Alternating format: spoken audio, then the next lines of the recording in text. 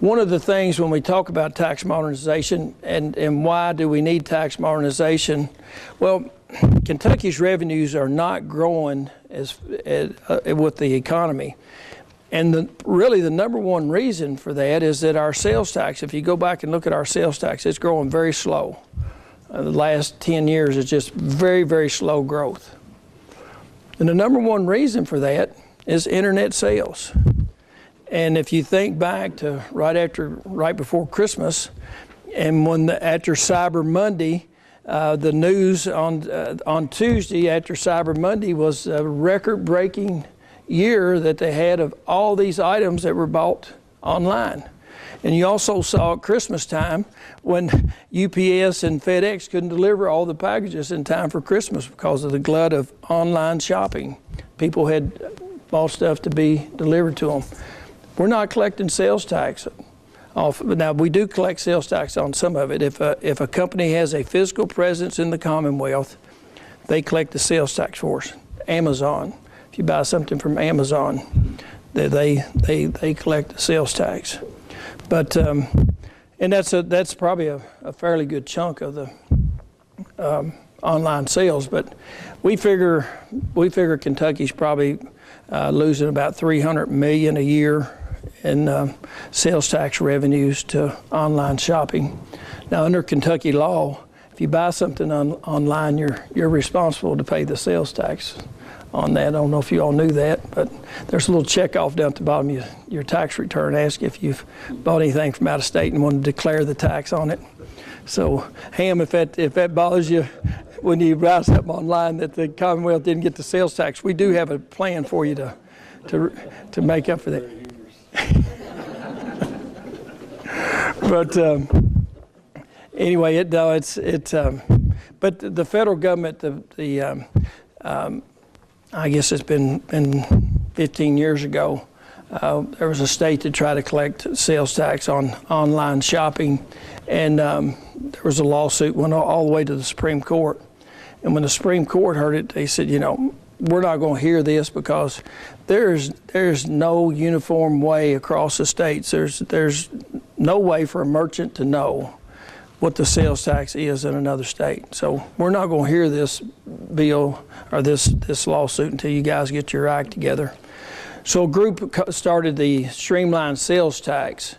And what the streamlined sales tax is, you can go online and look up the streamlined sales tax. It won't tell you what the tax rate is in every state, but it'll tell you how they tax items. Like if you look up Kentucky, you'll see that we don't tax water, but we tax soft drinks and we tax clothing. We don't tax medicine or food. And if you look up Tennessee's, and you'll see that they tax both of those items in Tennessee. So it has every state. There's about 20 categories, and you divulge through the streamlined sales tax how you tax. So a merchant can look it up and see how they should collect tax. So there's a lawsuit that's made its way through the courts again, and the Supreme Court has ruled that states can collect sales tax on internet sales. So there's been several bills filed in the U.S. Congress. So one of these days that might come to pass, but we'll see where that goes. It's not the most popular of issues. A lot of people like that freedom of not having to pay sales tax on those internet sales. As a merchant, I can tell you that it's tough to compete sometime. I own an appliance store, and regularly somebody will bring me something off the internet as the price of the appliance, and it always says free delivery, no sales tax. Now, I can compete with the price. I can compete with the free delivery, but somebody's got to pay the sales tax, and so I generally lose that sale because I can't compete with it. But anyway, there's two sides of that story. But back to the I don't know how I got sidetracked on that. But anyway, back to the I guess our taxes are not growing. The governor's plan. One of the things, things that I was hoping to see more of a reduction in personal income tax, and let me tell you why. Kentucky for years has done very well with the cheap power. And Tom, you would probably agree to me that, and Ham, Teledyne's here for what? Cheap power. And that's been a competitive edge for Kentucky for years. We've had cheap electricity, from the cheapest in the country. But with the EPA rules now, and with all of our power plants converting to natural gas, we're going to be the same as everybody else. We will lose that competitive edge of being able to attract people here because of cheap electric rates. So we had to have another reason to get them here. If you look at Tennessee and Texas and Florida, you know, those states are booming because they have no personal income tax. A company can move there and their executives, if they make $100,000, they'll make $6,000 more in Tennessee or Texas or Florida than they make in Kentucky because they don't have to pay that 6% Kentucky income tax. We can't get to zero.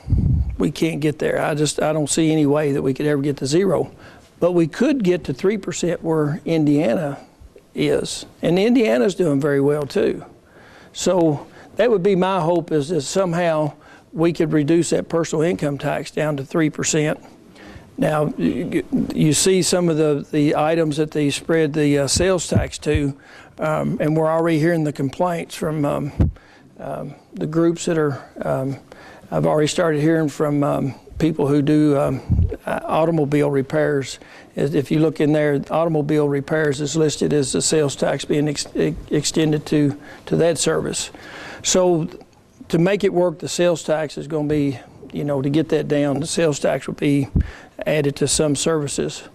Have to be very careful about what services we don't want to do, tax returns or medical bills or anything like that. And again, I don't think anybody in Kentucky wants to go back to taxing food. Food and medicine has always pretty much been off the table in Kentucky as far as an item to tax. So, like I said, that's the first stop. The governor has started this. If you have any comments, you know, any suggestions, what should be done, I don't know that we'll get that completed in this session. I don't think we will. I think there's a lot of work to do, but at least we're started on it, and we do need to do that. We don't want to increase taxes. We just want our taxes to grow with the economy. As the economy grows, that our tax base grows along with it. And so that's what we're looking for. And anytime you do tax reform, there's going to be winners and losers. So we just have to minimize that and make sure that we keep that to a minimum. A lot of legislation proposed. You know, before we finish up, there'll be probably 1,500 bills introduced in the House and probably 200 bills introduced in the Senate. Less than 10% of those bills will get final passage. So it's a long process. The chances of a bill making it through are, you know, the odds are against them when they come out of the starting gate, because, like I said, less than 10% of bills make it through the General Assembly. And one of the things we do in the Senate, one of our jobs is to, you know, be very, very deliberate. In the House, if you notice, there's 100 House members, and they file a lot of legislation. That's their job. They file a lot of legislation. In the Senate, we'll file, like I said, it'd be less than 200 bills filed in the Senate, probably 1,500 in the House. So our job is to take it slow, make sure we don't over-legislate, try to don't make any mistakes on legislation. And you know, every time we pass legislation, there's always these unintended consequences. So we try to prevent that the best we can.